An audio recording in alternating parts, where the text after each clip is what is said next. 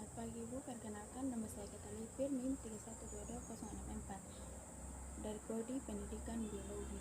Di sini saya akan menjelaskan cara kerja sel dan video replikasi sel yang terjadi. Di sini saya ambil sel hewan.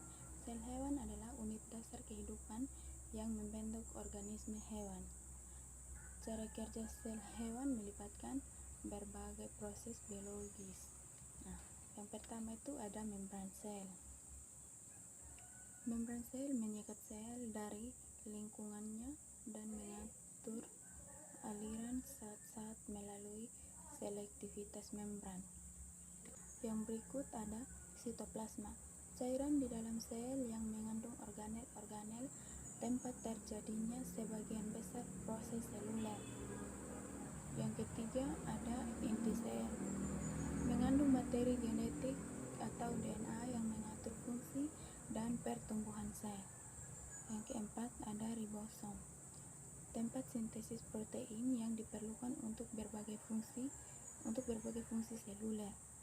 Yang kelima ada retikulum endoplasma, membran yang melibatkan transportasi bahan dan sintesis lipid dan protein. Yang keenam ada aparatus Golgi, memproses dan mengemas protein untuk didistribusi ke dalam atau keluar sel. Ketujuh ada mitokondria, menghasilkan energi melalui respirasi seluler. Kedelapan ada lisosom, organel yang mengandung enzim untuk pencernaan dan penguraian zat-zat dalam sel. 9 ada sitoskeleton, jaringan serat protein yang memberikan dukungan struktural dan memfasilitasi pergerakan organel dan material dalam sel. Yang ke-10 ada proses seluler, melibatkan berbagai proses seperti respirasi, fotosintesis jika sel tanaman atau mitosis dan pembentukan sel reproduksi. Kamu tentang istilah-istilah yang disebutkan sebelumnya seperti kromosom, pasangan basa, DNA, dan nukleotida. Kalau belum tahu, simak dulu ya video sebelumnya mengenai substansi. Kamu lebih paham saat menonton video ini. Nah, pada video ini kita akan membahas mengenai model replikasi DNA, proses replikasi DNA, dan protein yang terlibat dalam replikasi DNA. Sebelum kita membahas lebih jauh, sebaiknya kita pahami dulu apa sih? Nah, replikasi DNA secara singkat adalah proses penggandaan DNA yang semula ada satu DNA menjadi dua DNA yang identik. Awalnya, ikatan hidrogen yang menghubungkan basa-basa double helix DNA akan diputus. Kemudian, kedua rantai membuka dan memisah. Setiap rantai yang telah berpisah kemudian berperan sebagai cetakan untuk pembentukan basa komplementernya yang baru. Sehingga pada akhirnya terbentuklah dua DNA yang memiliki susunan basa yang identik. Nah, sekarang coba teman-teman perhatikan. Di sini ada tanda 5 aksen dan 3 aksen. Apa saya cari tahu? Kamu masih ingat kan apa saja penyusun nukleotida yang menyusun DNA? Nah, jika diperbesar, susunan rangkaian nukleotida akan tampak seperti ini. 5 aksen disebut juga ujung 5, dan 3 aksen disebut juga ujung 3. Maksudnya, jika DNA atau rantai polinukleotida kita potong, salah satu ujungnya berupa gugus fosfat yang terletak di karbon nomor 5 dalam cincin gula, sehingga disebutlah ujung 5. Sedangkan ujung lain berupa gugus OH atau hidroksida yang terletak pada karbon nomor 3 dalam cincin gula, sehingga disebut ujung 3. Nah, gimana? Sudah jelas kan? Dan ujung 3 ini. Jadi ingat-ingat ya. Selanjutnya kita akan membahas mengenai model replikasi DNA. Terdapat 3 model alternatif replikasi DNA, di antaranya model konservatif, model semi-konservatif, dan model dispersif. Yang disebut model konservatif adalah double helix yang lama tidak memisah dan langsung terbentuk double helix yang baru. Model semi-konservatif adalah kedua untai molekul induk DNA memisah dan masing-masing berfungsi sebagai cetakan untuk sintesis untai baru yang komplementer.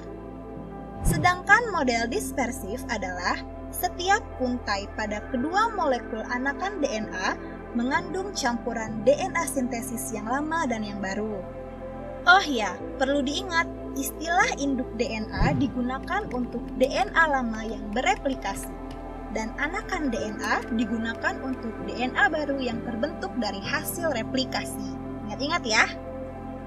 Dari ketiga alternatif model tersebut, model mana sih yang udah teruji? Ternyata setelah diteliti selama 2 tahun di awal tahun 1950-an yang dilakukan oleh Matthew Meselson dan Franklin Stark menyatakan mereka mendukung model semi-konservatif seperti yang diprediksi oleh penemu model double helix DNA yaitu James Watson dan Francis Crick. Lalu, bagaimana sih proses replikasi DNA secara lebih rincinya? Yuk kita cari tahu. Sekarang kita akan membahas proses replikasi DNA secara terperincinya ya.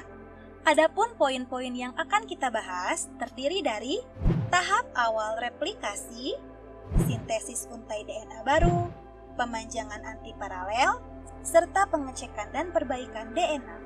Pertama, kita akan membahas mengenai tahap awal replikasi DNA. Replikasi pada DNA dimulai dari tempat khusus yang disebut titik mulai replikasi atau disebut juga origin of replication, yaitu bagian DNA yang memiliki deretan nukleotida spesifik. Protein-protein yang menginisiasi replikasi DNA akan mengenali nukleotida tersebut, kemudian membuka DNA, serta menyalin DNA ke kedua arah dari setiap titik mula, sehingga membentuk gelembung replikasi. Gelembung tersebut terdapat ratusan hingga ribuan pada sel eukaryotik menyatu untuk mempercepat penyalinan molekul DNA yang sangat panjang. Pada setiap ujung gelembung replikasi, terdapat wilayah yang berbentuk seperti huruf Y, yang disebut juga garpu replikasi atau replication fork. Replication fork akan terus membuka seiring dengan berlangsungnya proses replikasi DNA, hingga akhirnya menghasilkan 2 molekul DNA anakan. Terdapat beberapa protein yang berpartisipasi dalam tahap pembentukan double helix.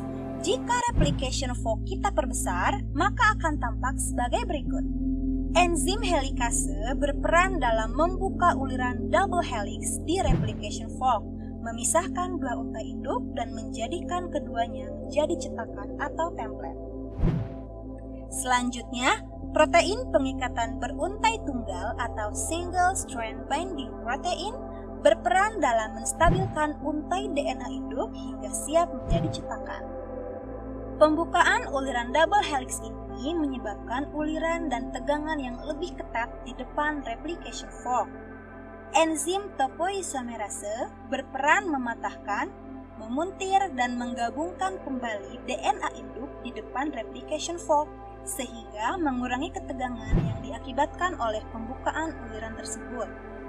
Kemudian, enzim primase berperan dalam menyintesis rantai RNA atau RNA primer, menggunakan untai induk DNA sebagai cetakannya. Nah, primer yang dihasilkan akan menjadi rantai replikasi. Setelah double helix terbuka, tahap yang kedua yaitu sintesis untai DNA baru. Namun, sebelum kita bahas lebih lanjut, kita akan bahas terlebih dahulu mengenai enzim DNA polimerase yang berperan dalam mengkatalis pembentukan DNA baru dengan cara menambahkan nukleotida-nukleotida ke rantai yang telah ada sebelumnya. Terdapat 2 macam DNA polimerase yang berperan utama dalam replikasi DNA, yaitu DNA polimerase 3 yang disingkat DNA Pol3 dan DNA polimerase 1 yang disingkat DNA Pol1. Pada sel eukariot telah ditemukan 11 DNA polimerase. Sebagian besar DNA polimerase membutuhkan primer dan untai cetakan DNA, serta nukleotida DNA komplementer untuk menyintesis untai DNA yang baru. Nah, sekarang sudah tahu kan apa itu DNA polimerase? Selanjutnya kita akan membahas mengenai peran DNA polimerase. DNA polimerase 3 menambahkan suatu nukleotida DNA ke primer RNA dan kemudian meneruskan penambahan nukleotida DNA yang komplementer dengan untai cetakan induk DNA yang sedang tumbuh. Jika gambar tersebut kita perbesar, maka akan tampak struktur nukleotida sebagai berikut. Setiap nukleotida yang ditambahkan berasal dari nukleosida trifosfat atau gula dan basa dengan 3 gugus fosfat. Ketika bergabung dengan untai DNA, 2 gugus fosfat akan hilang sebagai suatu molekul pirofosfat. Kemudian, pirofosfat akan terhidrolisis menjadi 2 molekul anorganik fosfat dan melepaskan energi untuk membantu menggerakkan reaksi polimerisasi. Reaksi ini hanya dapat terjadi pada ujung 3 aksen, sehingga untai DNA baru hanya dapat memanjang dari ujung 5 aksen ke ujung 3 aksen. Laju pemanjangan ini terjadi kira-kira 500 nukleotida per detik pada sel manusia. Wah, cepat sekali ya teman-teman. Demikianlah penjelasan mengenai beberapa tahap replikasi DNA. Sampai jumpa di video selanjutnya yang akan membahas mengenai proses replikasi DNA yang lain, yaitu pemanjangan antiparalel, pengecekan dan perbaikan DNA, serta protein yang terlibat dalam replikasi DNA.